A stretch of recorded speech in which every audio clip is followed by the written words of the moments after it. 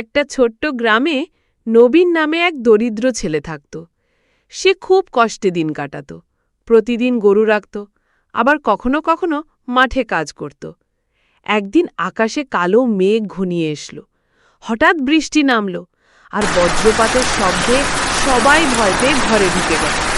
নবীন তখন গরুগুলোকে নিয়ে গাছতলায় দাঁড়িয়েছিল। হঠাৎ বজ্রের ঝলকে নবীনের সামনে একটা অদ্ভুত সোনালি পাথর পড়ে গেল।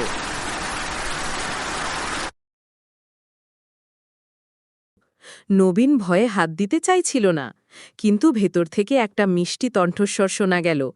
পাথরটি বলল তখন, ভয় পেও না, আমি আকাশের মেঘ, তুমি ভালো মনের ছেলে, তাই তোমার জন্য এই উপহার। নবীন সাহস করে পাথরটা তুলল, আর দেখল সেটা আসলে সোনার রূপে রূপান্তর হচ্ছে। নবীন পাথরটি পেয়ে আনন্দে বাড়ি ফিরে গেল।